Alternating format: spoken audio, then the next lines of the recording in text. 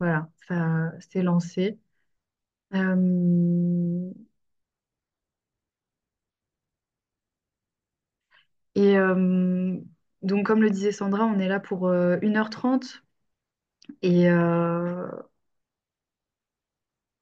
et donc, je voulais peut-être partager une petite présentation d'introduction. Voilà. Normalement, vous voyez tous ma petite présentation. Euh, donc, bienvenue à tous et merci d'être présents, présente. L'idée de ce webinaire, c'est de se poser la question qu'est-ce que c'est l'économie émancipatrice? Et en fait, c'est un premier webinaire d'un cycle de 3 webinaires pour parler justement de l'économie émancipatrice. Et on va se poser la question de qu'est-ce qu'on entend en fait par une activité qui émancipe, comment le développement d'une activité économique peut rimer avec la réalisation de soi, le profit à sa communauté et aussi l'obtention d'une voix, notamment quand on accompagne et qu'on fait partie de celles et ceux qu'on entend le moins.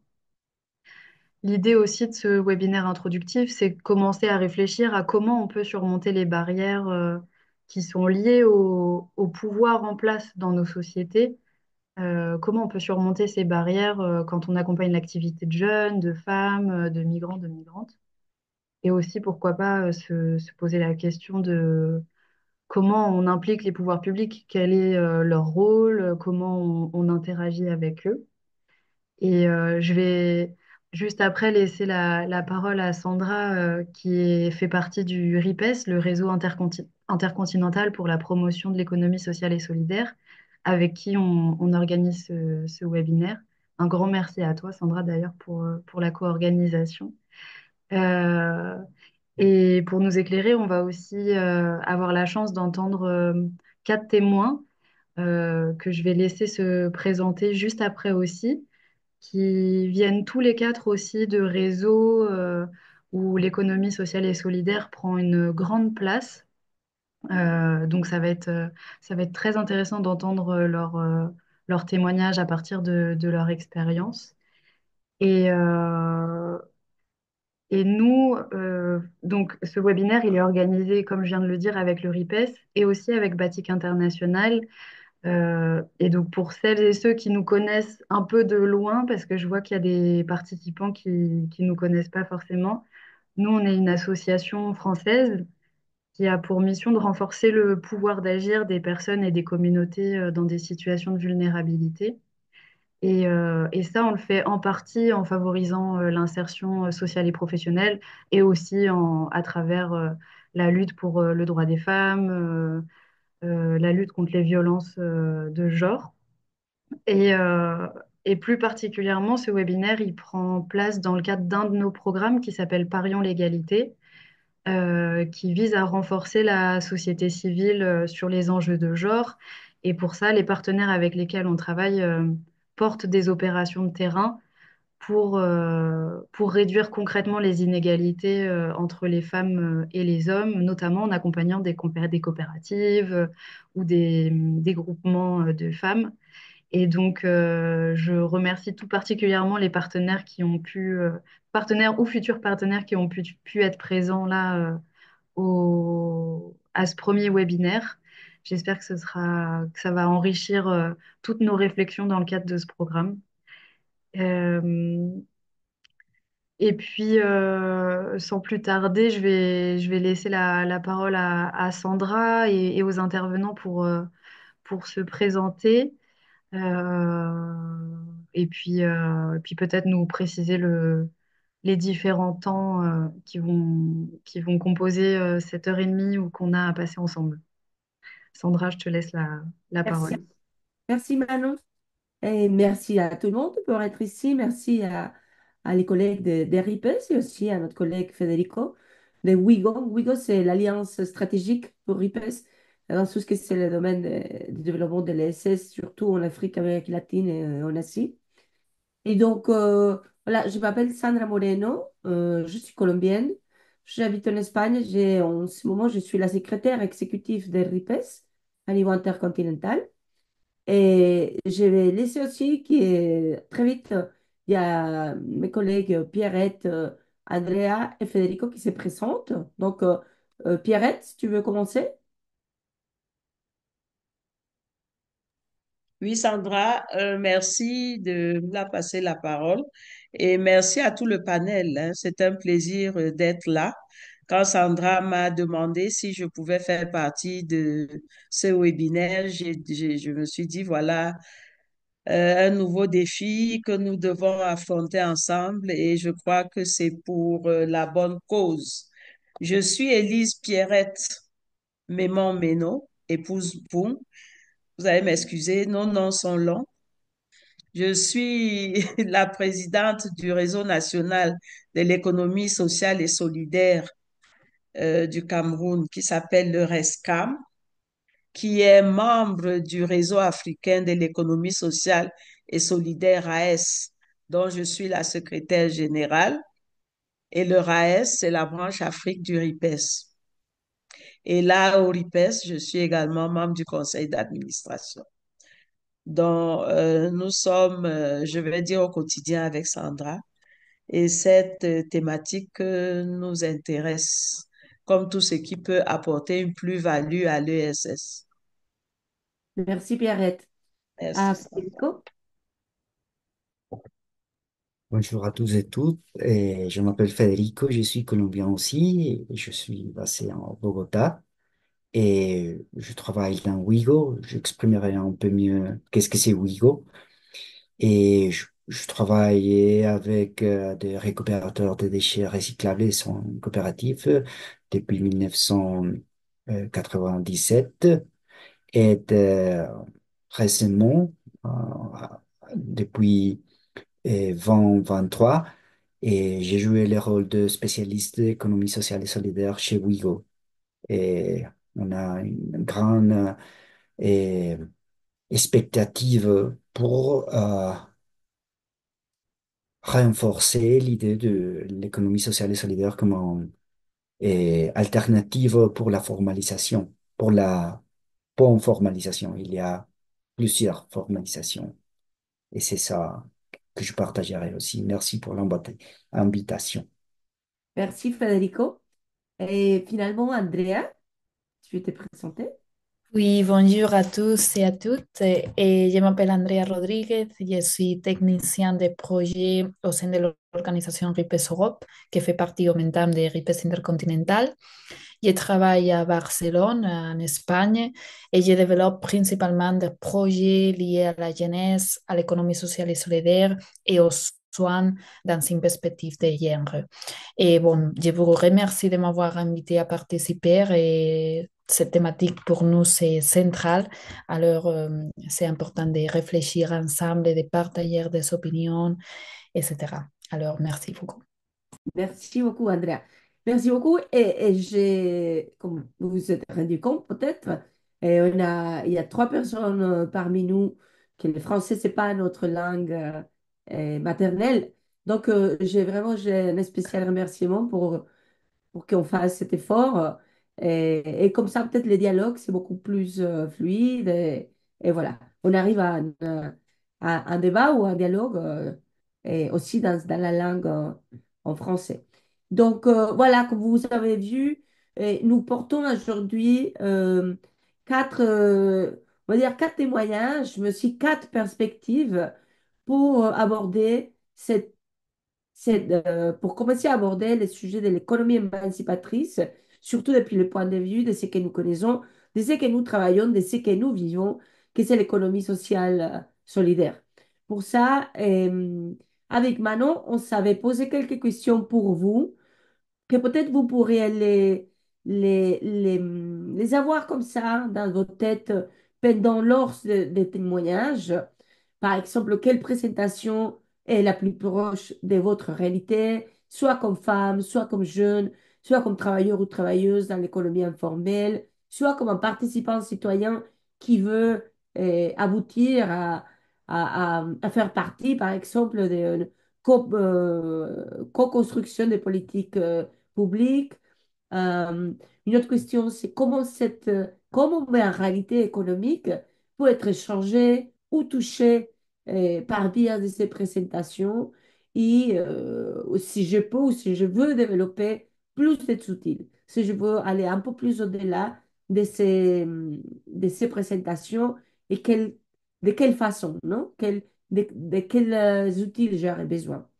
Donc, on va commencer. Il y a plusieurs perspectives. Il y a la perspective des femmes, surtout, comme nous a dit Pierrette.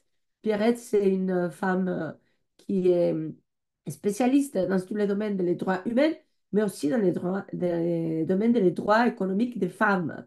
Et, après, il y a aussi, comme Federico, il a dit avant, avec Wigo, il y a tout ce domaine de l'économie non formelle, de l'économie communautaire, de l'économie populaire, et de quelle façon nous pouvons faire les pas et la transition, surtout vers des emplois décents, vers la protection sociale, et une série de choses à lesquelles nous sommes confrontés jour à jour et que nous voudrions envisager qui fait partie des économies émancipatrices.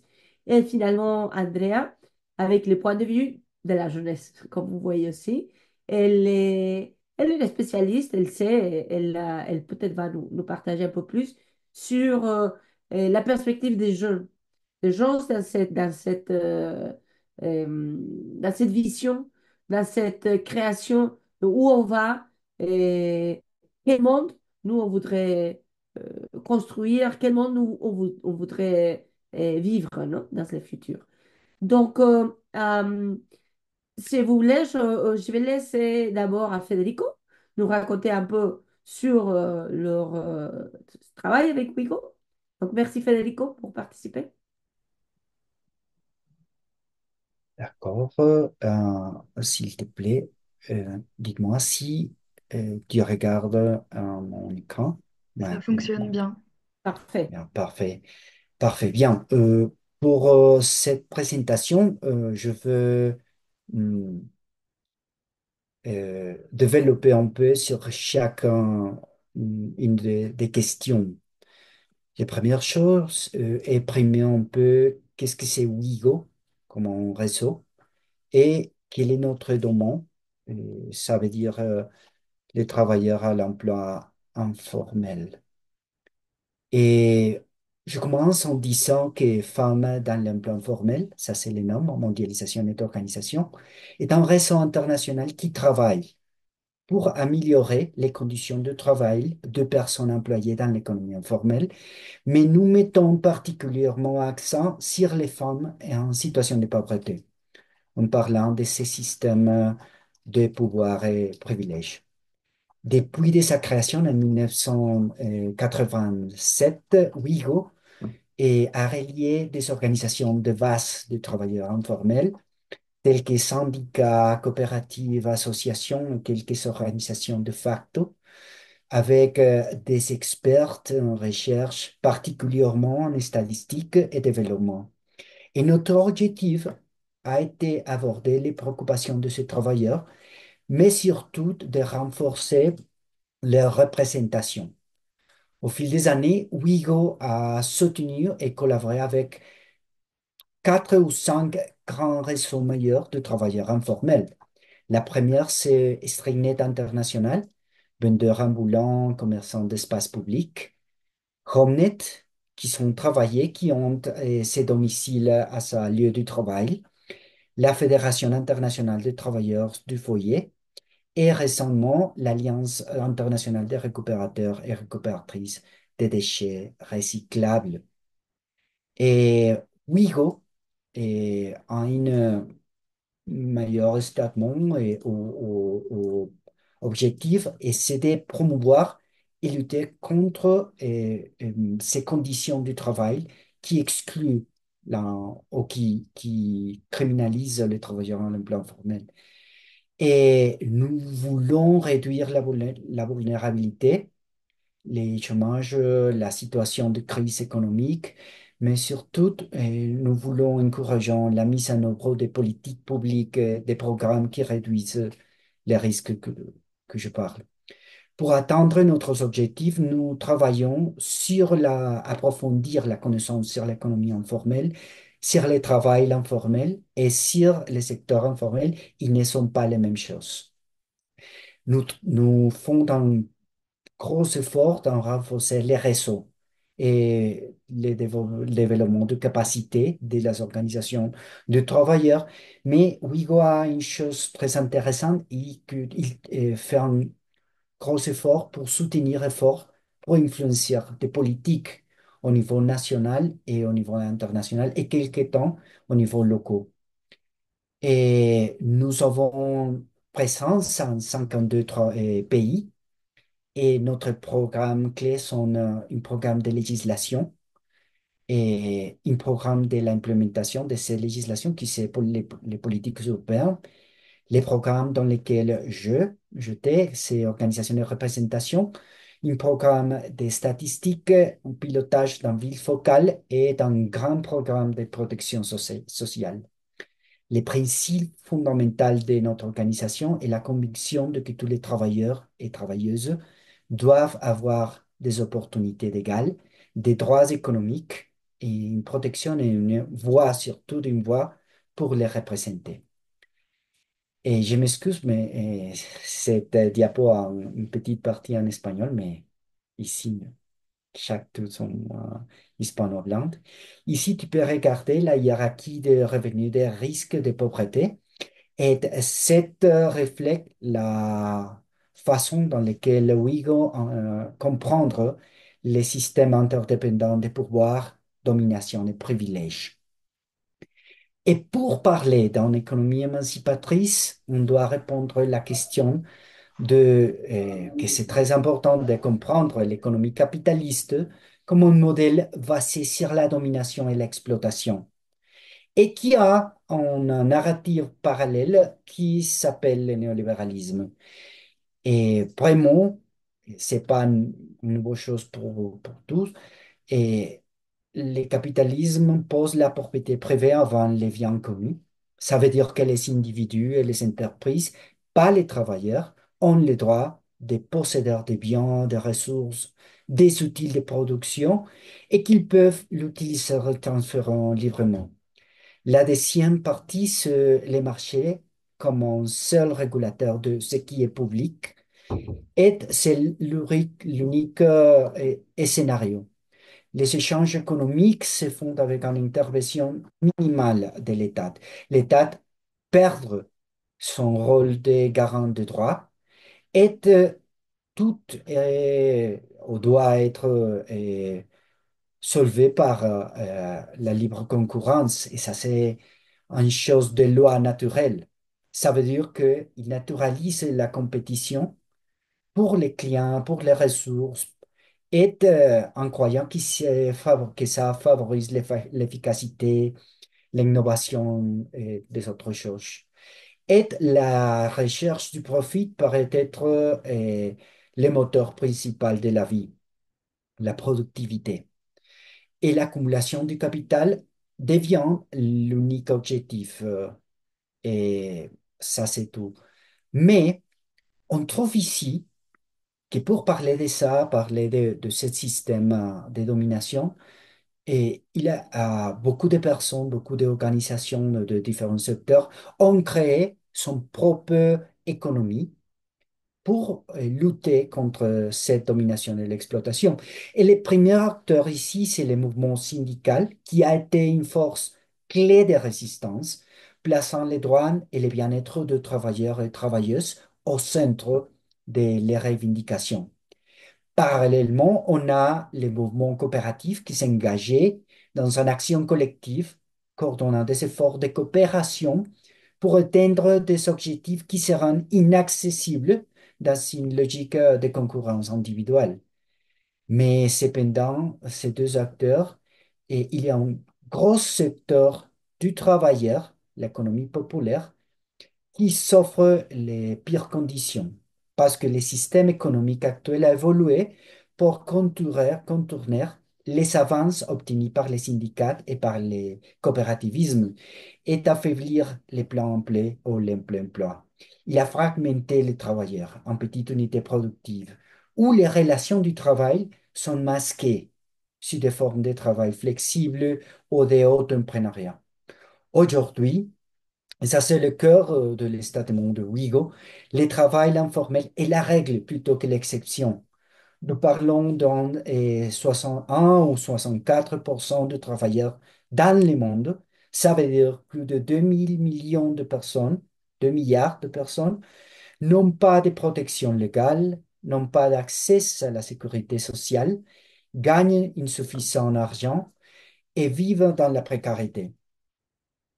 Et ils face des difficultés, des barrières à obtenir des services financiers et en situation de travail incertaine et temporaire.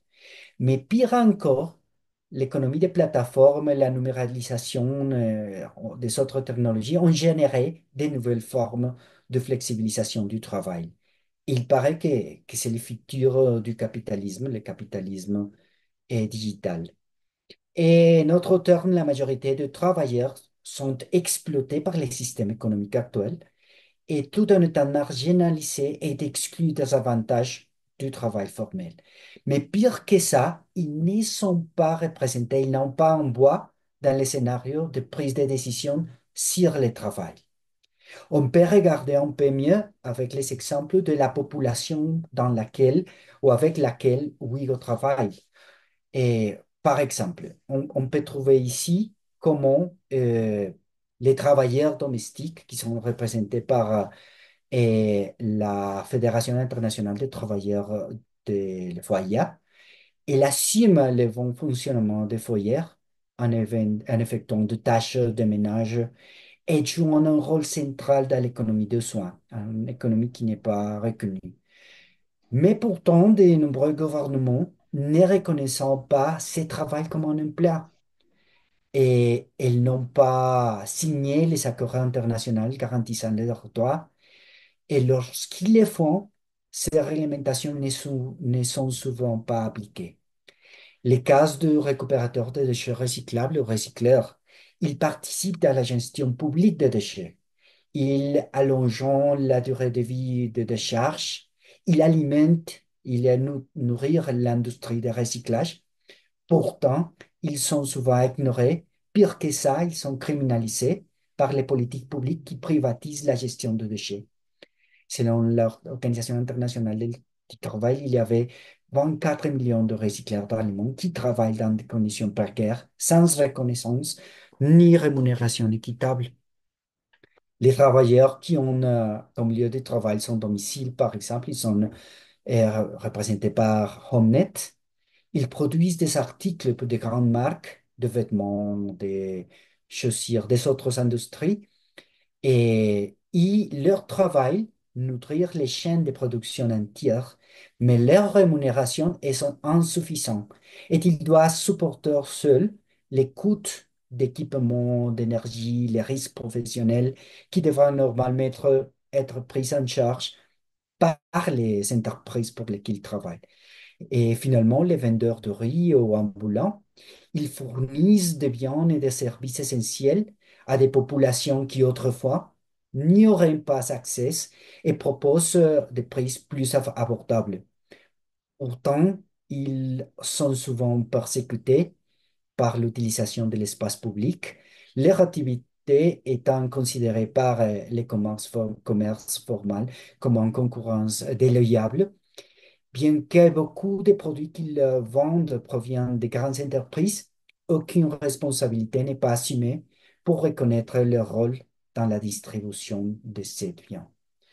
Dans cet ordre d'idées, quand on parle d'une économie euh, impératrice, alternative, qu'est-ce qu'on parle? Et chez Wigo, nous pensons que l'économie sociale et solidaire peut être une solution pour améliorer les conditions du travail les travailleurs en emploi formel. Cela ne signifie pas abandonner la lutte pour l'emploi stable, pour l'emploi plein, pour les droits fondamentaux ou pour les standards de travail décents, mais plutôt signifie reconnaître que de nombreuses personnes ont créé leurs propres moyens de subsistance en méritant des conditions de travail dignes. Et pour contraste avec les caractéristiques du capitalisme comme une économie d'exploitation et de domination, on peut dire que l'économie sociale et solidaire c'est une approche qui permet de réduire les coûts les travailleurs en emploi informel grâce à qu'ils partagent des ressources, partagent du travail. Il aide à donner une reconnaissance officielle. Beaucoup de ces cas, par exemple, les récupérateurs, ont été criminalisés, mais s'ils deviennent une coopérative, une association, ils sont reconnus officiellement à travers de l'économie sociale et solidaire. Ils permettent d'augmenter les valeurs de leurs produits et des services, même si on parle de parler dans un scénario de marché. Ils renforcent une identité collective, pas fragmentée, pas individualisée, à travers des coopératives et des associations. Ils permettent d'améliorer leur accès au financement via des banques communautaires, des coopératives, des initiatives comme ça, de garantir une protection sociale avec l'accès d'assurance, de services de garde d'enfants, de santé et aide dans ces cas. Et la plus importante question d'ici, c'est comment impliquer les pouvoirs publics.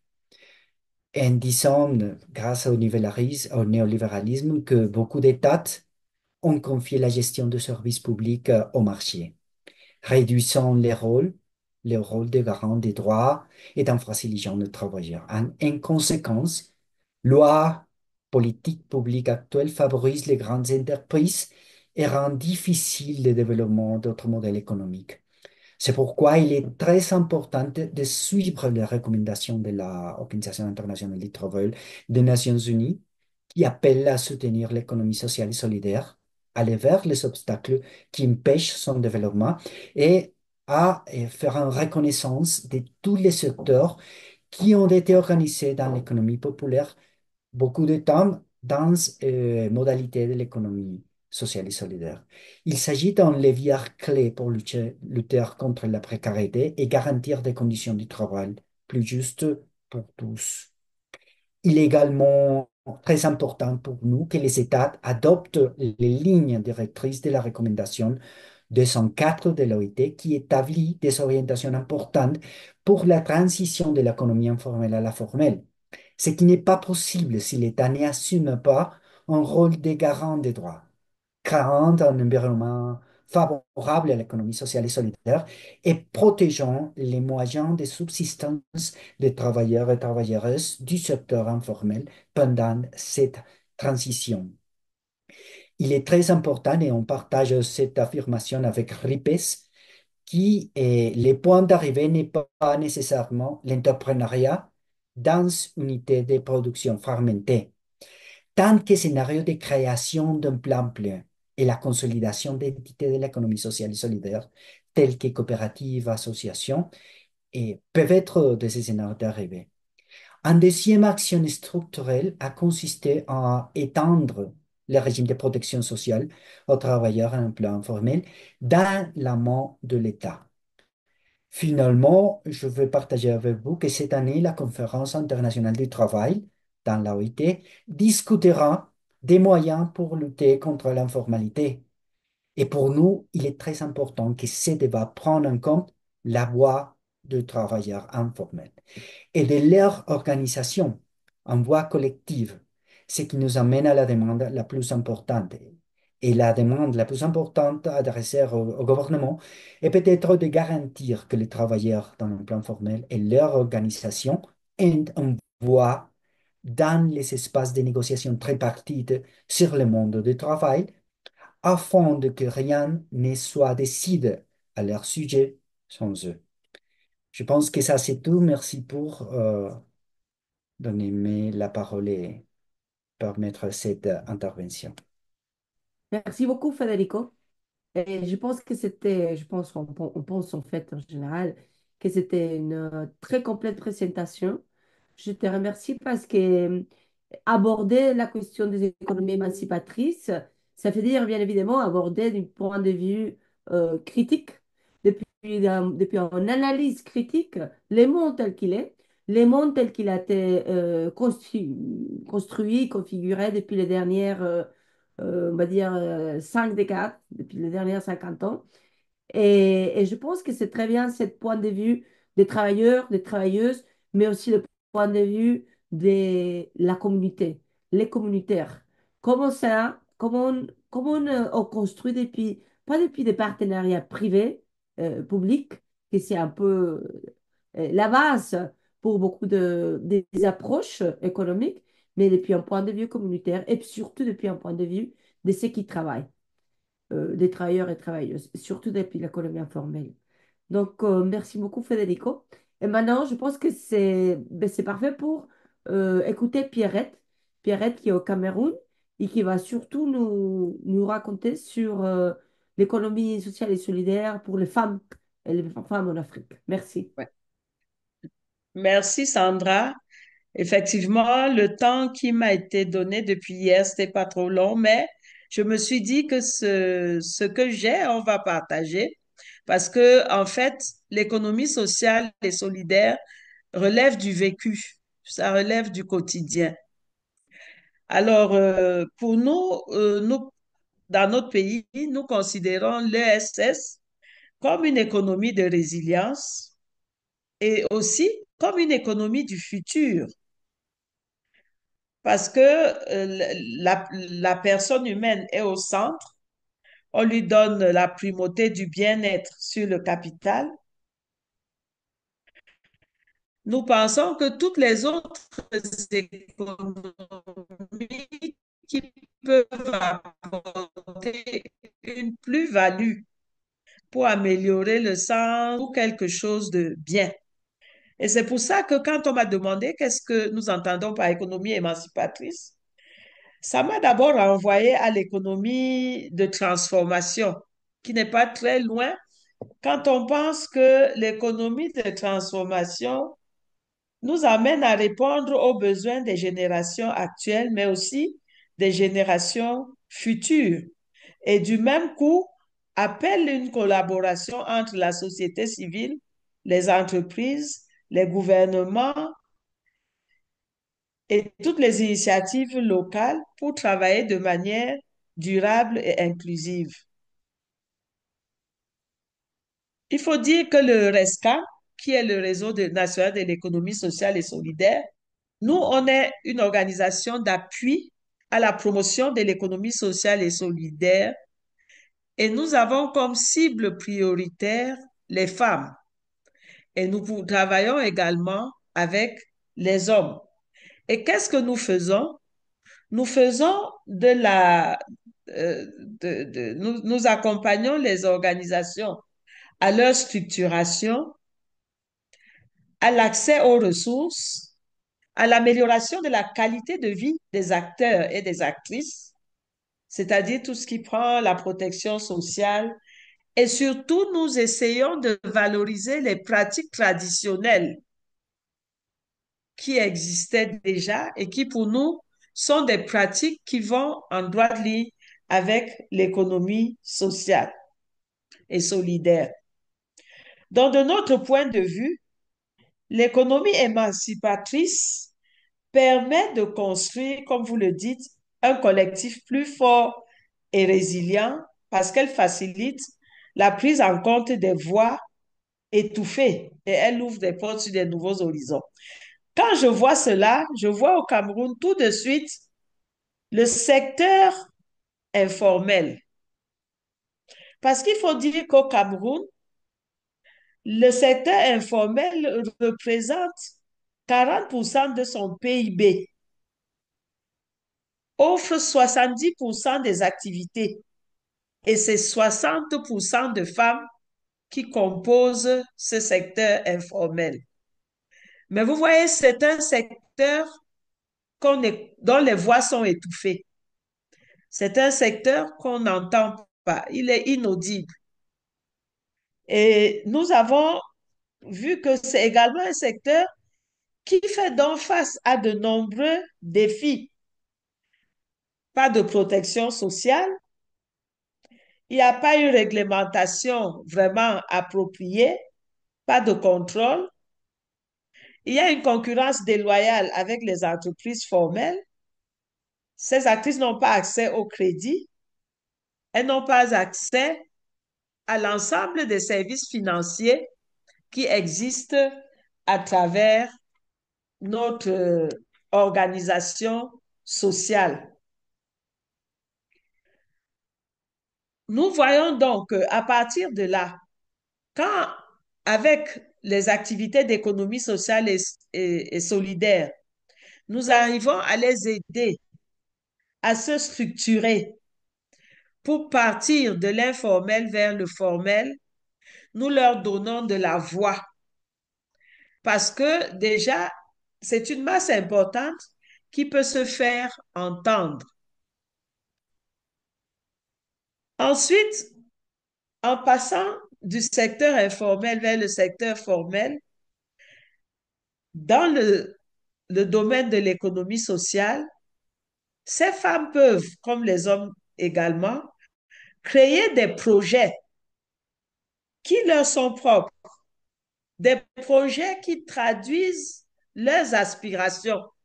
Et ça fait en sorte qu'elles n'arrivent pas, elles n'entrent pas dans le cocon de la discrimination qu'on trouve au milieu du travail formel, comme les salaires inégaux, comme le non-respect de leur qualité de reproduction, de production. On ne tient pas compte de leur maternité, on ne tient compte de rien quand elles doivent aller affronter le monde du travail classique. Elles n'ont pas non plus droit à toutes les politiques qui sont mises derrière. Alors, nous pensons que l'économie sociale et solidaire vient apporter des réponses parce que on ne peut pas commencer à travailler dans une communauté sans faire une analyse genre de notre environnement. Parce qu'il faut identifier réellement quels sont les besoins de chacun des groupes qui composent cet environnement, quels sont les besoins réels des femmes. Et on ne va pas seulement adresser les besoins en termes de besoins pratiques que ces activités vont appeler à résoudre, mais on va regarder aussi quels sont leurs intérêts stratégiques. Et c'est pour ça que ce que nous faisons, il y a certes ces accompagnements, comme je l'ai dit, structuration et autres, mais il y a beaucoup de plaidoyer.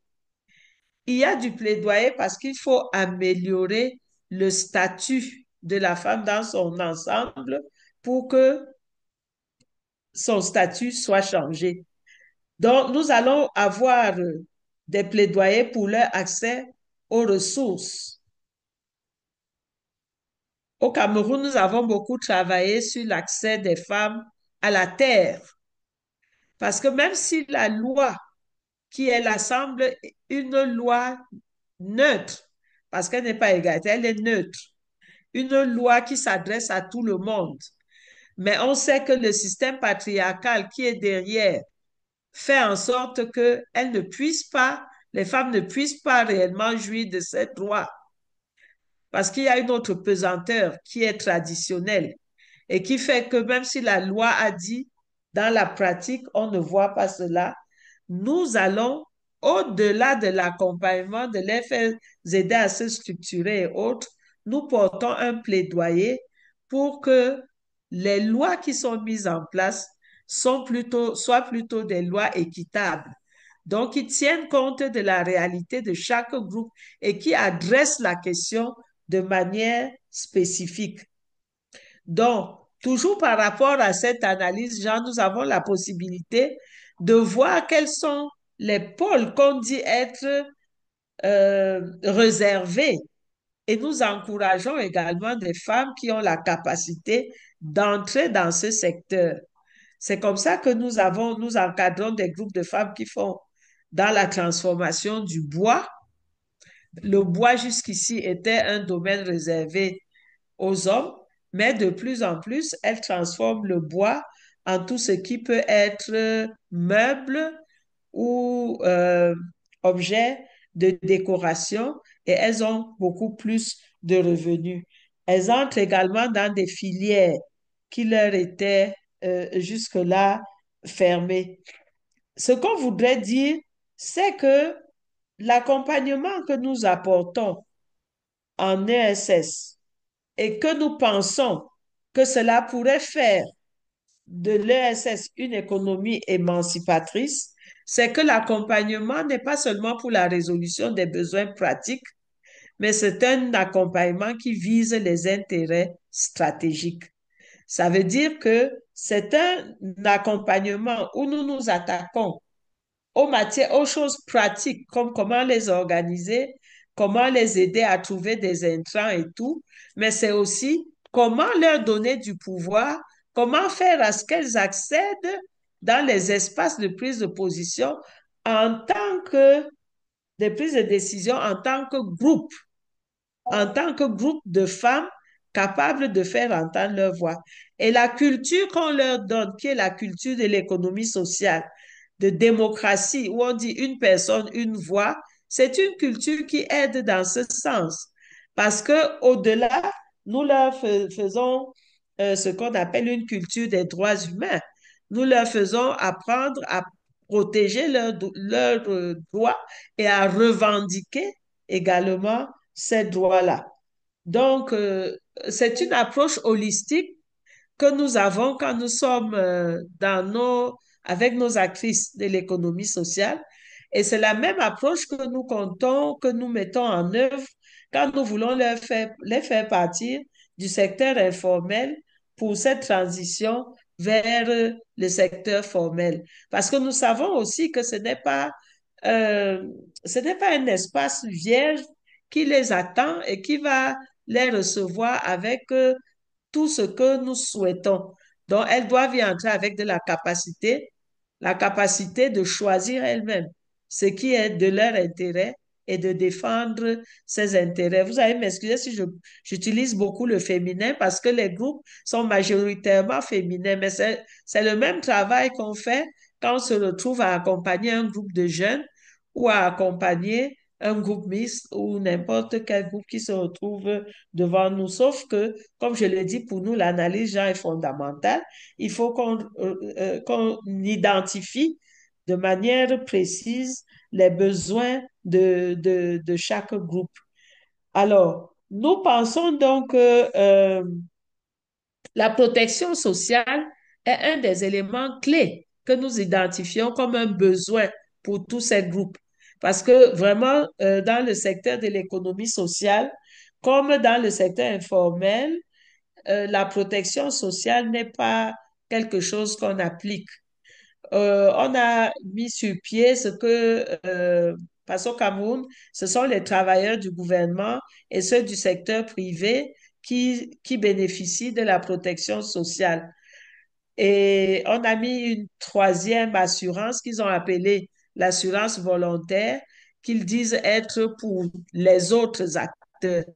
Dans les autres acteurs, ils disent qu'on peut retrouver ceux du secteur de l'économie sociale ou ceux du secteur informel. Sauf que quand vous voyez le calcul que pour les personnes qui disposent d'un salaire constant, d'un salaire qu'on peut calculer de manière permanente, ce qui n'est pas la réalité pour les acteurs de l'économie sociale et solidaire, qui sont des acteurs qui peuvent à un moment produire beaucoup, à un autre. Donc, ça ne correspond pas vraiment à leur réalité.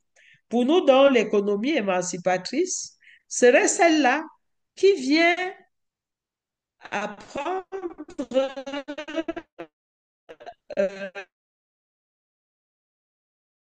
euh, aux personnes qui nous intéressent, à nos cibles, à répondre à leurs besoins pratiques pour toucher leurs intérêts stratégiques et s'émanciper, c'est-à-dire s'émanciper parce qu'elles se réalisent en tant que personnes humaines et elles se réalisent en tant que groupe de personnes. Donc, pour nous, voilà la vision que nous avons. Et nous pensons que les pouvoirs publics doivent jouer un rôle. À ce niveau, elles doivent jouer un rôle. Elles ont signé des accords au niveau international. Euh, il le disait tout à l'heure, notre Federico, les États, ils ont des accords, ils doivent respecter leurs accords. Ils doivent respecter leurs accords. Ils ont signé les résolutions auxquelles ils s'engagent. Ils doivent s'y soumettre. Par rapport à la transition informelle, par rapport à la protection sociale, comme dernièrement on l'a eu déjà aux Nations Unies, les États doivent s'y soumettre, mais elles ne peuvent pas s'y soumettre si nous ne faisons pas de plaidoyer. Et pour faire un bon plaidoyer au niveau national, nous avons besoin de vous. C'est-à-dire que le plaidoyer qui est porté au niveau national doit être aussi soutenu et accompagné par vous autres qui n'êtes pas au niveau national, mais vous êtes au niveau soit régional, sous-régional, régional et même international. On a besoin de vous pour que dans nos pays, les lignes bougent. Et c'est pour ça que je crois que chaque fois qu'on a la possibilité de faire comme nous le faisons là, pour moi, c'est un plus. Et pour qu'on réussisse un bon plaidoyer aussi au niveau national, nous avons besoin de partager nos bonnes pratiques.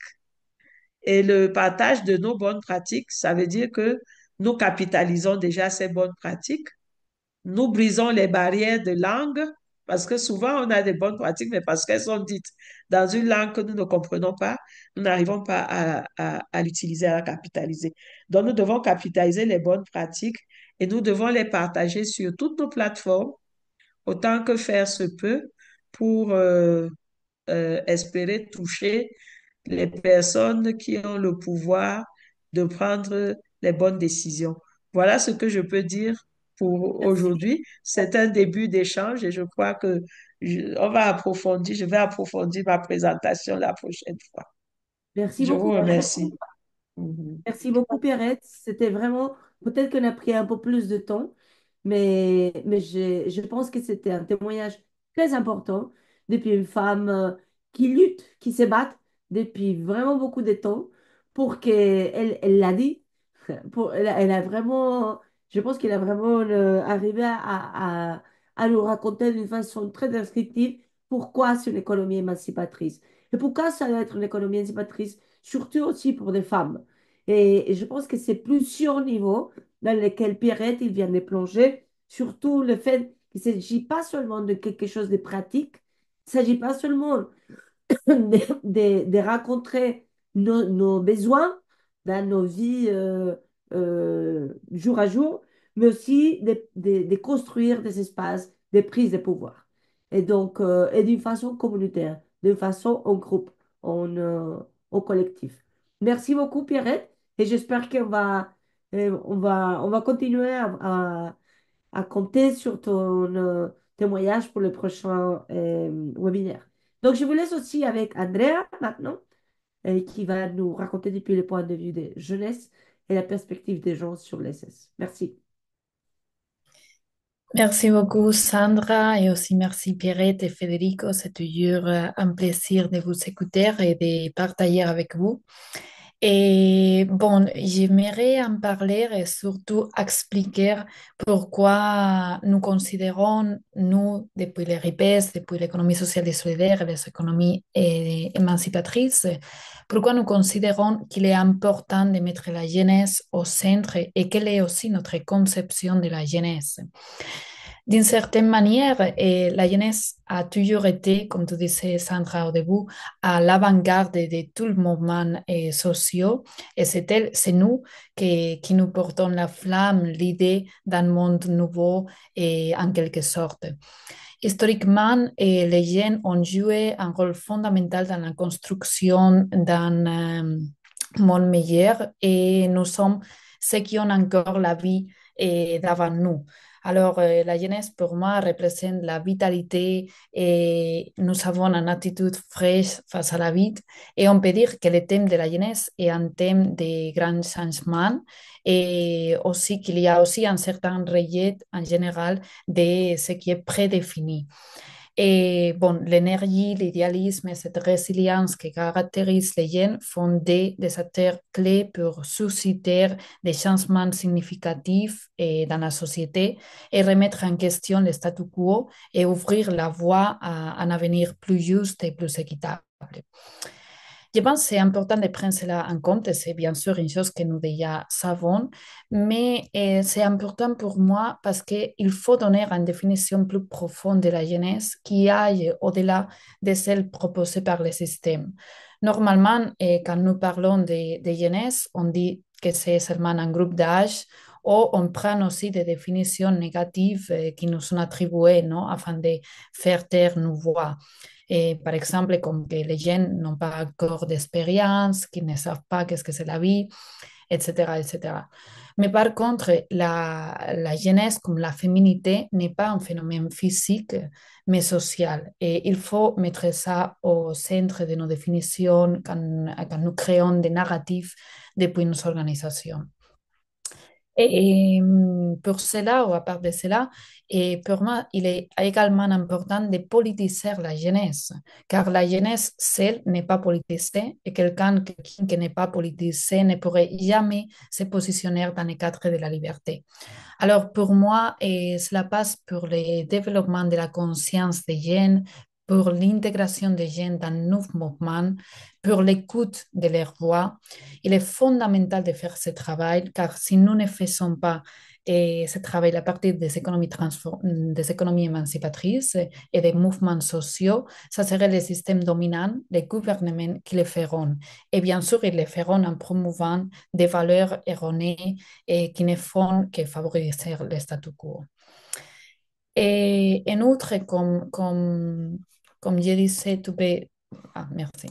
Et comme je disais au début, nous travaillons également avec les soins et à partir des économies transformatrices, et nous pouvons définir les soins comme une acte de résistance et de transformation face à un système qui exploite la vie et nous isole.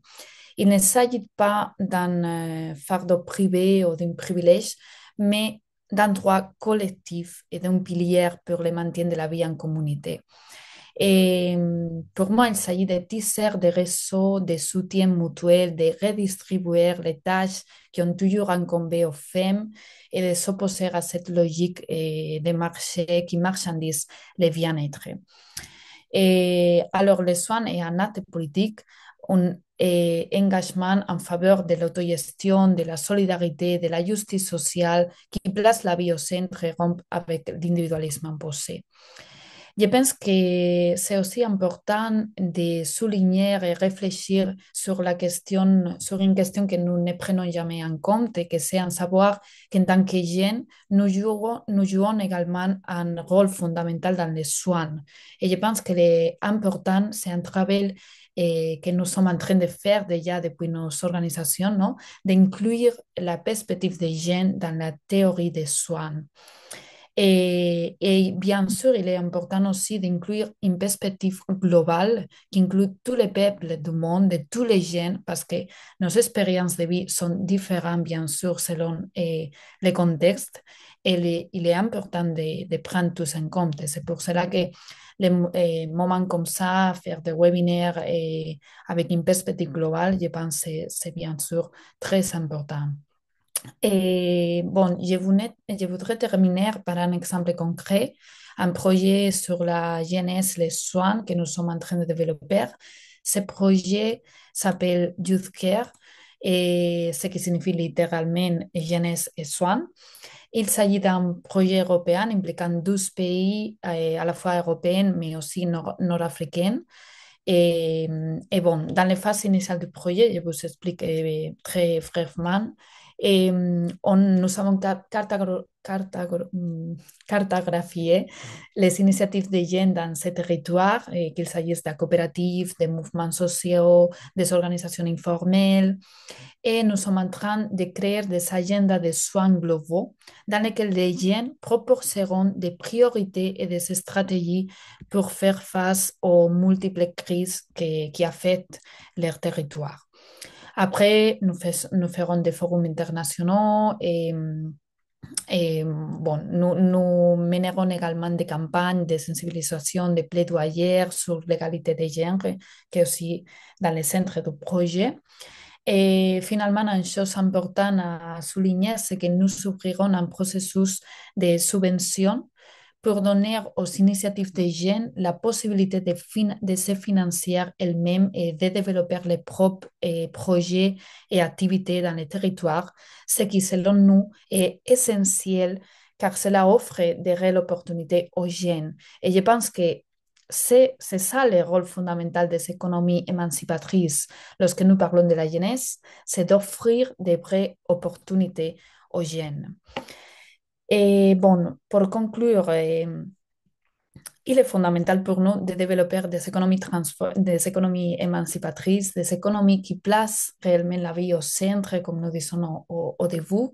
Nous croyons également, et j'aimerais laisser ce message, que travailler, s'organiser à partir des économies émancipatrices signifie faire partie d'une lutte qui prend soin de nous, de tout et de toutes, que nous sommes ici pour partager nos problèmes et chercher des solutions collectives dans un monde qui est déjà en crise absolue. Alors, je vous encourage à tous, à toutes, à continuer à travailler sur ce sujet, à continuer à apprendre ensemble, à partager vos réflexions à partir de vos contextes. Et bon, pour moi, l'économie sociale et solidaire, les économies émancipatrices sont un véritable exemple qui m'ont offert de véritables opportunités à travers lesquelles j'ai réussi à développer ma conscience et celle de la société dans son ensemble. Alors, je pense qu'il faut que nous travaillions jusqu'à nous rendions le monde complètement différent.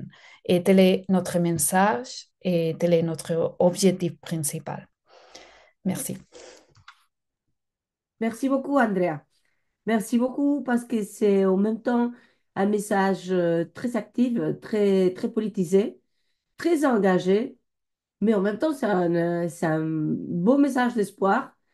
Et pour, comme il disait aussi Pierrette avant, pour les droits des générations futures, à créer, à rêver et à penser que c'est vraiment possible de faire une autre façon, un autre monde, une autre économie. Merci beaucoup, Andrea. C'était vraiment très... et surtout la dernière, les derniers temps où tu as placé les soins, parce qu'on va nulle part. C'est nous, on ne prend pas en compte que ça, les soins, on ne peut pas imaginer cette autre société. Donc, voilà, j'ai préparé un tout petit court vidéo. L'idée, c'est de les placer au début, mais je pense que ça dure juste 2 minutes et demie.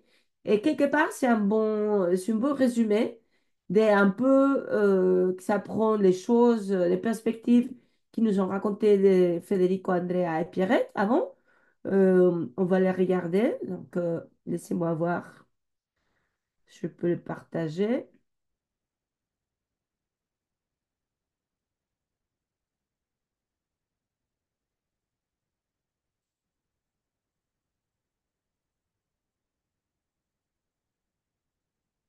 Le concept de l'économie sociale solidaire n'est pas nouveau.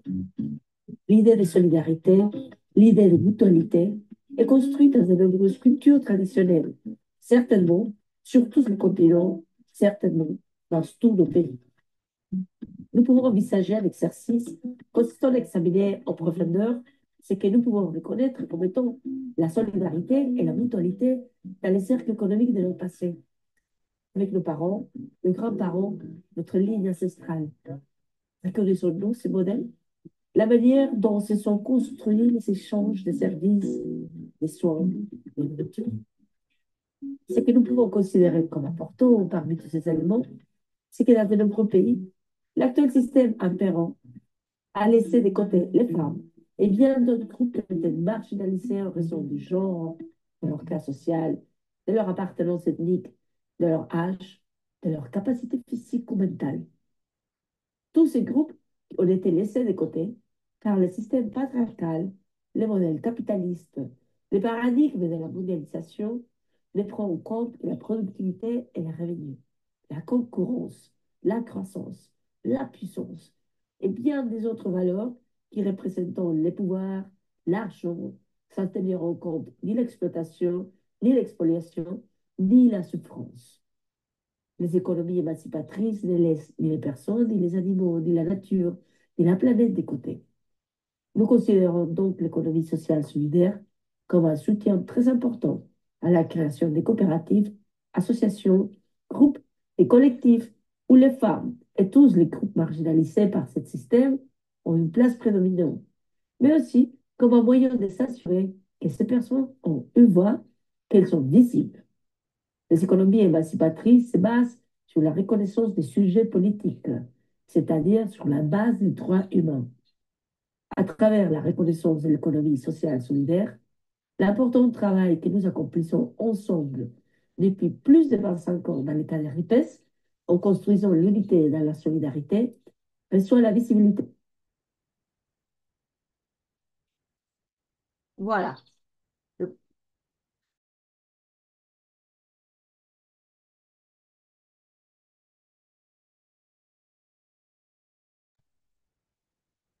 On a perdu le son, Sandra. Ouais, Ah. c'était. Merci. Et voilà, c'est tout petit vidéo fait de façon très artisanale, mais je pense que ça montre assez bien ces perspectives sur lesquelles on se base pour parler que l'économie sociale et solidaire, et c'est une approche systémique, et c'est peut-être en ce moment la réponse la plus systémique qui existe dans le monde et face à ces économies qui transforment, face à ces économies qui veulent émancipatrices. Donc, je veux partager aussi une petite présentation que je fais. Voilà. Et vous la voyez, non? Ouais. Oui, OK. Et quelque part, il place un peu le débat sur beaucoup de les points qu'on avait parlé avant, sur le point les défis dont nous avons parlé et Federico et Pierrette.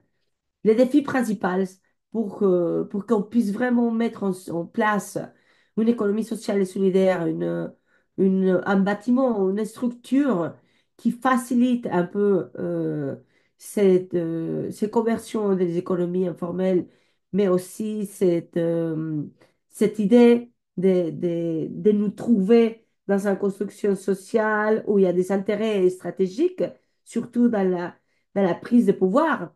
Et ils ont à voir avec le renforcement institutionnel et un peu l'image et cette concept d'attractivité qui peut exercer l'économie sociale et solidaire, que des fois elle est stigmatisée parce que il a pas il n'implique pas une productivité ou une rentabilité, que c'est cette mode dans laquelle beaucoup d'entre nous, nous sommes euh, à cause de ce système, qu'il y a beaucoup à voir aussi avec les cadres réglementaires qui existent, ou plutôt l'absence des cadres juridiques qui puissent favoriser un développement de l'économie sociale et solidaire et qui peut réduire quelque part euh, ces autonomies et qui ont à voir aussi avec la durabilité, l'environnement, l'absence de partenariats solides, c'est-à-dire il y a beaucoup de fois qui sont vraiment insuffisants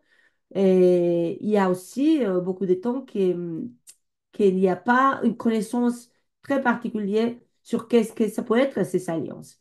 Il y a un manque de données d'analyse sur et c'est l'impact social-économique. Federico nous parlait avant qu'un de leurs programmes, c'était les statistiques.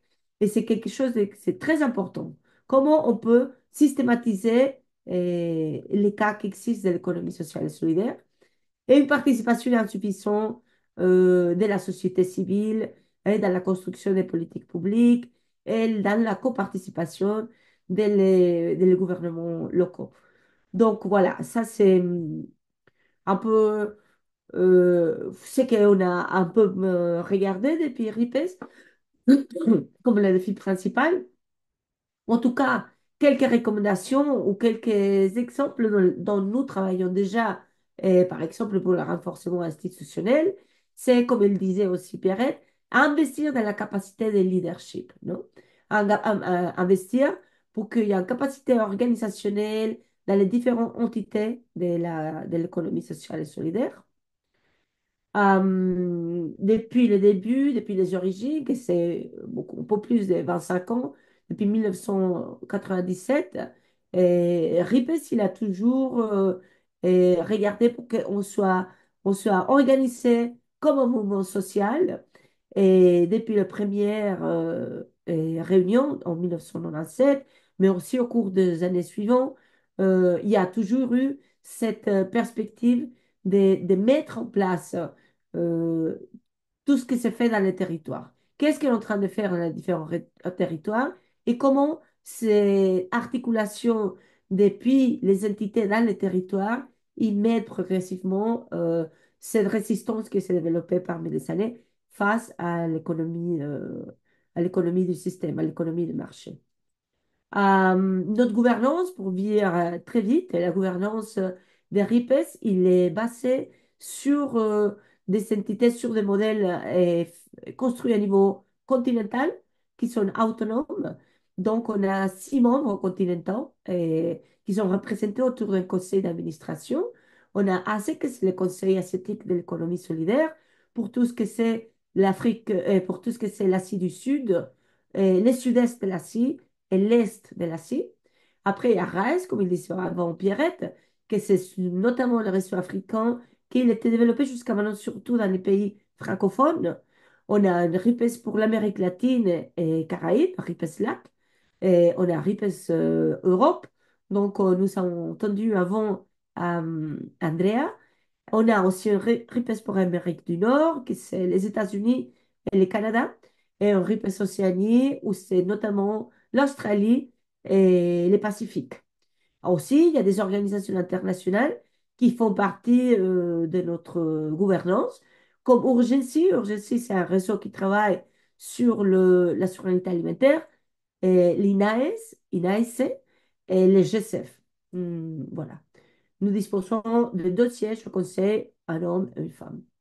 Et ça, c'est une carte, voilà, assez vite. Pour que vous regardiez un peu comment on RIPES, on a des membres dans plus de 75 pays, à peu près. Et donc, en parlant de renforcement institutionnel, pour RIPES, c'est important d'être observateur, d'être un membre actif dans différents groupes à niveau international. Donc, un, c'est le groupe de travail interagences des Nations Unies pour la promotion de l'économie sociale et solidaire, où nous sommes un membre très actif et nous faisons aussi partie des groupes de travail sur le financement euh, pour les entités de l'économie sociale et solidaire. On fait partie aussi de la Commission sur la diversité biologique, où on a notamment participé dans les dernières COP 16 à Cali, en Colombie. On a copartagé avec les gouvernements colombiens l'organisation de différents forums sur les économies de la vie, mais aussi on était invité à participer dans les réunions officielles. Et on fait partie du mécanisme de la société civile pour la conférence sur le financement du développement. Je ne sais pas si vous êtes au courant, mais cette année, il y aura en juillet, le premier jour de juillet en Séville, cette conférence. La dernière, elle s'est tenue à Addis Abeba, il y a 10 ans. Et c'est la conférence en 2015 qui a un peu mis les piliers pour l'agenda 2030, l'agenda pour les objectifs de développement durable. Donc, nous trouvons que nous devons avoir une place de la société civile et surtout des réponses et des propositions de l'économie sociale et solidaire dans cette nouvelle conférence à Séville cette année. Évidemment, nous faisons aussi partie du conseil d'administration du Forum mondial de l'économie sociale et solidaire de GCF. Et vite, bref, très vite, quelques événements où nous avons participé la dernière année, par exemple, pour pour pour la présentation des rapports, des nouveaux rapports de secrétaire général de l'ONU sur l'économie sociale et solidaire et surtout sur 4 points très importants, les points de la transition juste, les points des soins et de la jeunesse, comme il disait avant Andrea, Et les points sur l'économie informelle, et comme c'est important pour l'économie sociale et solidaire, et sur le financement pour le développement. Ça, c'est un peu les quatre axes principaux de travail pour RIPES cette année. Bon, voilà, je suis désolée que c'est aussi en anglais, mais ici, par exemple, je vous montre sur une photo de la FORAES. FORAES, c'était les forums pour l'économie sociale et solidaire en Afrique qui s'est tenu au Cameroun l'année dernière, au mai de l'année dernière. Et voici les panels qu'a organisé justement Pierrette avec Rescam, avec son organisation, où nous ont mis des cas, des exemples très précis sur comment les SS, à travers la souveraineté alimentaire, mais à travers aussi, comme elle a dit Pierrette, le renforcement, la mise en place des économies qui transforment, par exemple avec les bois et aussi des autres chaînes alimentaires, comment les SS et les rôles des femmes y tient dans l'économie au Cameroun.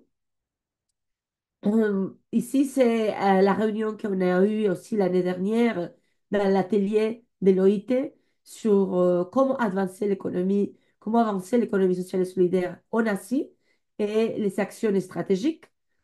Et voilà, il y a aussi nous avons un membre que c'est une plateforme de travailleurs et travailleuses en Thaïlande, qui s'appelle Tamsang Tamsong. Eux, ils ont créé leur propre plateforme euh, ils sont co-désignés, ils sont co-créés, ils co-gèrent et ils co-contribuent tous à faire partie de cette plateforme qui travaille surtout sur le domaine digital sur comment faire plus proche certains services dans certaines communautés, dans certains quartiers à Bangkok. Voilà, ça, c'est les membres de la coopérative. Et nous avons participé aussi notamment avec Wigo dans une réunion qui s'est tenue à Kenya l'année dernière, par exemple, sur comment certains modèles coopératifs peuvent promouvoir la participation et surtout l'intersection de la formalisation dans les plateformes digitales autour de la jeunesse et les femmes. Euh, les autres recommandations que nous avons mis avant le défi, il y avait cette idée de l'image et l'attractivité. Donc, nous, on pense qu'il faut promouvoir les SS comme un modèle innovateur et développer aussi des campagnes de l'ESS où il reste un modèle très attractif. Par exemple, ici, je vous ai mis ce que c'est les balances sociales de certaines de nos entités en Espagne. C'est-à-dire, à la fin de l'année, ils font une espèce de balance sociale, c'est-à-dire, ils mettent certaines statistiques sur comment il a été développé, par exemple, dans ce cas, pour son mobilité, comment il a été développé en termes d'équité, en termes de coopération, d'engagement avec l'environnement, la sostenibilité écologique, s'il comprend et comprend pas, par exemple, les systèmes de gestion ambientale. Et un autre, c'est sur le travail digne. Est-ce qu'il comprend des espaces d'attention émotionnelle, des espaces d'attention pour les soins? Est-ce qu'il comprend un règlement interne des rapports laboraux? Et aussi, comme c'est cette répartition de la richesse, que c'est très important en termes de distribution dans les coopératives. Tout ça, une façon de mettre tous ces données en vue, en ligne, pour que les gens ils les voient, non? Voilà. Le cadre réglementaire, on avait déjà parlé un peu, et aussi Pierrette, il avait parlé sur la concurrence déloyale et comment on peut surmonter cette concurrence déloyale. Vite fait, parce que c'est le temps, c'est fini, je vais venir sur la stratégie décennale de l'ESS pour l'Union africaine. Il était adopté en août de l'année dernière. Je pense qu'on va revenir dans un prochain webinaire, mais c'est très important que vous connaissiez ce document. C'est un document pour l'Afrique et c'est un document qui peut nous aider à faire les plaidoyers qu'on doit faire, qu'on doit constituer dans chaque pays pour qu'il tienne en compte la mise en place des coopératives, des associations, des, des groupes d'aide, d'entraide entre les femmes, par exemple. Celle-ci, c'est voilà, c'est un peu la définition qui englobe ces documents de l'Union africaine sur l'ESS. Et je pense que c'est un document vraiment pour lequel on va revenir prochainement. Voilà, pour finir, il y a 5 pays parmi les 30 du monde qui ont adopté une législation sur l'ESS, dont le Cap-Vert, le Cameroun et le Djibouti. Il y a le Tunisie aussi et le Sénégal.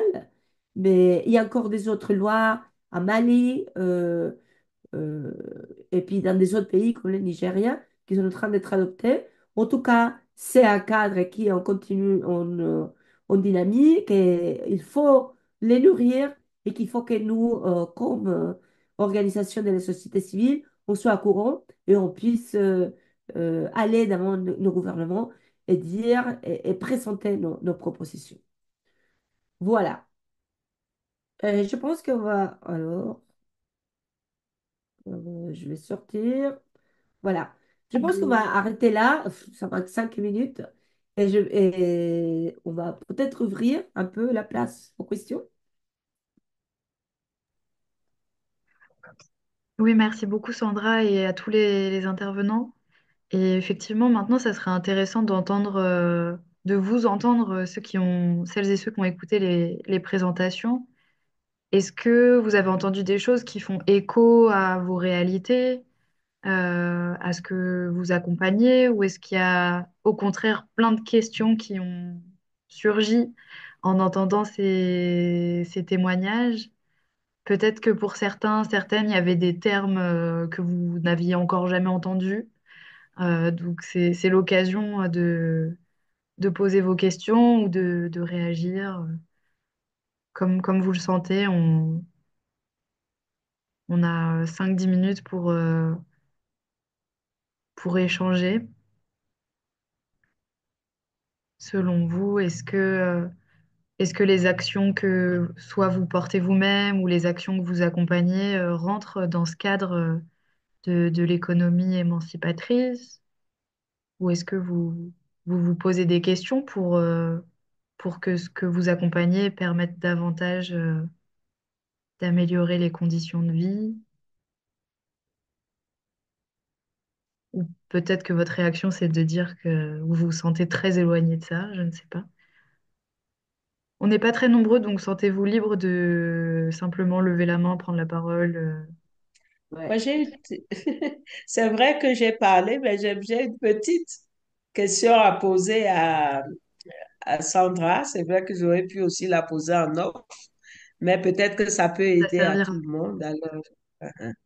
Alors, Sandra, je voulais juste savoir si, de ton point de vue, la stratégie de l'Union africaine, que tu as déjà eu le temps de bien lire, si cela pourrait être un document utile pour notre économie émancipatrice.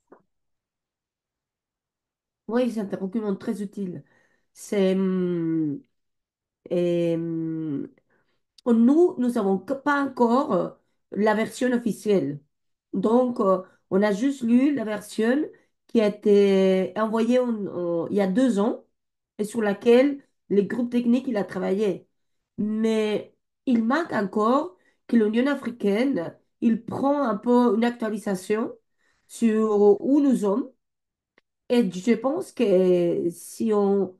C'est un document vif, comme je viens de dire, et c'est un document qu'il faut qu'on connaisse dans tous les pays en Afrique.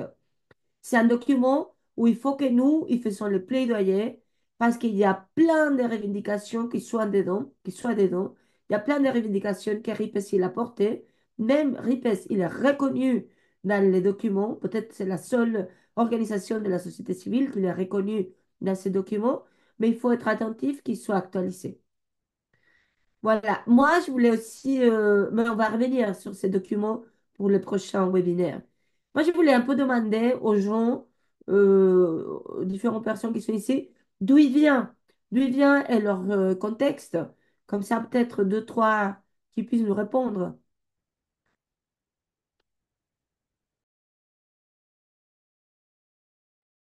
Au moins pour connaître le pays. Oui, Elodie. Bon, bonjour, je ne sais pas si on m'entend. Ok. Oui. Bonjour tout le monde. Donc, moi, c'est Elodia ici. Je suis de la CFDT, Confédération française démocratique du travail, et plus particulièrement de l'Institut Belleville, qui est l'organisation de coopération internationale de la CFDT. Donc, on a des partenariats avec des syndicats à travers le monde sur les questions de droits des travailleurs, responsabilité des entreprises, etc. Et notamment des partenariats sur les questions d'accompagnement des travailleurs qui évoluent dans l'économie informelle. Et du coup, déjà, merci beaucoup pour vos différentes présentations. C'était très intéressant. Je connaissais pas tout, notamment Vigo, je connaissais pas. Et du coup, moi, enfin, il y a plusieurs points auxquels j'ai été sensible, bien sûr, mais c'est vrai que j'ai retenu aussi l'aspect, l'utilité de partager les bonnes pratiques et l'aspect des statistiques aussi, de l'enjeu des statistiques et de savoir ce qui se fait. Parce que c'est vrai que nous, parmi les projets qu'on accompagne, on se rend compte qu'il y a des choses qui reviennent notamment, si je prends le cas d'accompagnement de travailleuses dans les transformations de produits agroalimentaires ou autres, se pose la question des fois, une fois qu'on a travaillé un peu sur les pratiques, l'organisation, la transformation des produits et tout ça, il va se poser des questions comme la question de la labellisation, de comment du coup on intègre les filières, et puis la question du passage à l'échelle. Comment on gère enfin, comment on peut faire pour ce passage à l'échelle? Ou encore des expériences, par exemple, de travail pour l'accès à des mécanismes de protection sociale. Je vois, on a un cas où on a réussi sur un petit groupe, mais la question se pose de comment on peut faire pour que ce soit plus généralisé. Et du coup, je pense que c'est assez important cet enjeu de réussir à partager les expériences de travailler sur aussi les statistiques et enfin, voilà, sur ce qu'on a pu voir en termes d'impact, de sorte à pouvoir évoluer ensemble, en fait. Donc voilà, c'était juste une petite remarque générale, mais voilà. En tout cas, merci beaucoup. Merci beaucoup, Elodie. Euh, Élodie est de quel pays? Moi, alors, je suis à la CFDT, donc on est basé à Paris. On est basé à Paris. Après, moi, je suis originaire du Bénin, plus personnellement. Mais voilà. ok. Est-ce qu'il y a des autres commentaires, remarques, avant qu'on passe vite à, par exemple, si Frédéric veut dire quelque chose, on peut prendre encore deux, trois idées, si vous voulez, des jeux, voilà. Estelle, dis-nous. Oui, bonsoir à tous. Je suis Estelle Koïta de l'association Maison familiale rurale du Burkina Faso. Donc, en fait, les différentes interventions nous ont non seulement interpellés, mais également nous confortés dans les différentes actions que nous menons en termes d'accompagnement des femmes. Et à l'image un peu du Cameroun chez nous, et 88% des femmes sont dans le milieu informel. Également, elles sont très peu rémunérées. Également, dans le cas de l'accompagnement des femmes, on est souvent heurté aux pesanteurs socioculturelles. Donc, les femmes ont difficilement accès aux ressources et elles ont difficilement aussi le pouvoir de décision sur tout ce qui se fait. Donc, c'est pour dire que nous partageons ces réalités. Mais ce qui est intéressant, c'est vraiment de poursuivre la capitalisation, c'est-à-dire la capitalisation des différentes actions menées, de sorte vraiment à pouvoir euh, éveiller aussi les consciences. Il y a également des aspects en lien avec la jeunesse. Voilà, la jeunesse. Et je pense que c'était la deuxième, la troisième intervention où on parle de la jeunesse au cœur des économies émancipatrices. Voilà. Et effectivement, c'est intéressant de mettre l'accent sur la jeunesse parce que ce sont les adultes de demain. Voilà, jeunes hommes, jeunes filles. Et pour nous, c'est dit dans les actions aussi, non seulement nous accompagnons les femmes, mais également pour nous, c'est d'accompagner les femmes et les enfants de ces femmes-là. d'accompagner les enfants de ces femmes parce que, par exemple, quand je prends chez nous, par exemple, au Burkina Faso, par exemple, la plupart du temps en milieu rural, et les tâches ménagères sont dévolues uniquement aux filles. Donc, dans les formations, on essaie aussi de mettre en place, de conscientiser ces femmes pour dire que les tâches ménagères, c'est pas uniquement du ressort des filles. On amène aussi les femmes à prendre conscience que non, dans une famille, il faut repartir les tâches, de sorte que aussi bien le jeune garçon, la jeune fille, soit au cœur vraiment de toutes les activités ménagères. Et pour finir aussi, pour dire que le deuxième et le quatrième défi m'ont interpellé. Et la dernière présentation, le deuxième et le quatrième défi m'ont fortement interpellé. Maintenant, quelles actions concrètement qui peuvent nous permettre vraiment de relever ces défis-là? Merci bien, c'était juste ces petits commentaires que j'avais. Merci beaucoup, Estelle. Très, très approprié. Très... Merci beaucoup pour ces remarques. Et on prend une dernière, si vous voulez, avant de laisser une dernière minute pour chacun des intervenants. Il y a quelqu'un encore qui voudrait vous partager quelque chose?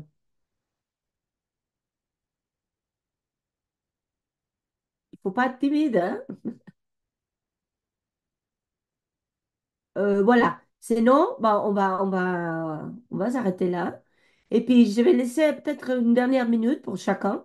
Federico, Andrea, Pierrette, mais vraiment une minute pour qu'on puisse conclure aussi après écouter à Estelle et à Elodie. Et pour mon épouse, je pense que, Pardon. Euh, c'est qui? Oui, c'est maintenant Federico. Merci, Pierrette. d'accord. Et nous voulons dire que nous avons entendu de l'expérience de l'Association de femmes indépendantes de l'Inde, SEWA, que c'est un exemple inspirant, qu'on doit mélanger les stratégies, mais tout commence pour l'organisation, et l'organisation en syndicat, en coopérative, de, de facto ou organisation territoriale. La deuxième leçon qu'on a de cette expérience est que l'émancipation, c'est un peu difficile sans autonomie économique. Et c'est pour ça qu'elles ont créé, après les syndicats, leur propre système coopératif d'épargne et de crédit. C'est une chose incroyable. Les troisième leçon qu'on a de cette expérience, est-ce qu'elle mélange les coopératives pour l'organisation productive, mais en même temps les syndicalismes pour la représentation politique en même temps. Et ça permet d'être un sujet qui contrôle la numérisation et la digitalisation et pas être victime d'un contexte dans lequel les castes, les machismes, les patriarcalismes sont la règle et pas l'exception. Seulement pour dire ces deux lignes. Merci Merci. beaucoup, Federico. Merci. Pierrette, une minute. Oui, merci. La minute, c'est déjà pour dire merci à Andrea qui aujourd'hui me fait prendre conscience de ce que la jeunesse n'est pas seulement un groupe d'âge, mais c'est un phénomène social. Donc, ça veut dire que même quand on attaque et qu'on adresse leurs questions, il faut une analyse genrée encore. Et j'ai souvent eu l'habitude de les attaquer comme un groupe d'âge. Merci, Andrea. C'est dire que chaque fois qu'on échange, on s'enrichit. Et je compte sur vous et sur tout ce qui va se partager. Merci. Merci, Pierrette. Andrea? Oui, merci tout le monde. Et bon, je pense qu'il est clair que les gens sont au centre, c'est déjà une réalité pour nous tous et toutes. Et je pense que nous comprenons bien pourquoi. Et je pense que le grand défi est de comprendre comment transférer les outils que nous avons développés dans nos organisations aux jeunes pour les donner vraiment du pouvoir et surtout comment coopérer. Pour moi, il est important, comme je l'ai dit, d'avoir une perspective globale, décolonisée, féministe, qui nous permet de faire une lecture et une analyse précise du moment dans lequel nous vivons. Alors, des webinaires comme ça sont des outils parfaits pour développer cette analyse et cette vie. Merci. Merci, Andrea. Et je vais vite finir en disant, je suis très, très d'accord avec Elodie. Il faut qu'on arrive à trouver comment systématiser, comment mettre d'une façon plus visible les bonnes pratiques. Parce qu'il y a plein de bonnes pratiques qui se font dans tous les pays.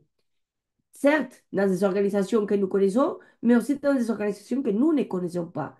Comment faire ça? Comment mettre ensemble les outils pour qu'on puisse vraiment établir ces bonnes pratiques et les faire, les rendre plus visibles? Ça, et les statistiques. On compte, on compte sur Wigo et sur les outils qu'ils ont. Et peut-être qu'on pourrait, une prochaine fois, dans un futur proche, faire un webinaire ou faire un partage de comment Wigo il met en avant ces statistiques et comment on peut tous apprendre ou élargir notre réseau et améliorer la façon comme on a aussi de partager. Et ça me fait revenir un peu à ce qu'il a dit Estelle. Je remercie beaucoup ce qu'il a dit Estelle. Pour moi, j'habite dans la campagne aussi, mais évidemment, les femmes et les femmes qui sont dans l'agriculture, c'est des femmes qui doivent surmonter beaucoup des obstacles. Pas seulement l'obstacle d'être déjà une femme, mais aussi l'obstacle d'être en plus être dans les champs, être dans une sorte d'économie qui n'est pas visible, mais en plus, en ayant aussi cette troisième charge, que c'est la charge des soins, non? Et des fois, nous, on pense que les tâches ménagères, c'est quelque chose, c'est un discours de le cycle dernier, mais non, il faut que vraiment, ces bonnes pratiques, comme on dit avant, on les accompagne avec un discours tout le temps sur les soins et sur comment c'est pas possible ou c'est plus possible qu'on soit les femmes qui on détient les 90% des soins et qui on le fait d'une façon gratuite et que quelque part, c'est là où se base tout le système patriarcal. Euh, voilà. Je pense qu'on a beaucoup des éléments, on a noté beaucoup des éléments et qu'on va continuer à les partager dans les sessions suivantes. Merci. Merci beaucoup Sandra pour ce mot. Et j'ai rien à ajouter si ce n'est que on se retrouvera du coup les 4 mars et 18 mars pour les deux prochains webinaires. Que le 4 mars, justement, on abordera plus précisément cette question des soins. Quelle place ça prend dans nos actions, comment on en tient compte. Et le 18 mars, on abordera surtout cette question du travail décent et de la protection sociale qui, comme là, vous l'avez compris à travers les différentes présentations, est au cœur de l'économie émancipatrice. Et donc, un grand, grand merci encore aux différents intervenants, intervenantes. Et j'ai hâte qu'on puisse encore creuser ce sujet, approfondir. La prochaine session permettra peut-être de centrer sur un sujet en particulier pour aller plus loin. Donc, merci beaucoup. Et je vous souhaite à tous et toutes une bonne fin de journée et n'hésitez pas à nous écrire vos retours pour qu'on s'améliore en continu. Merci, au revoir. Merci à tous et Gracias. toutes. Au revoir. Muchas Merci, au gracias. revoir. Au revoir, merci.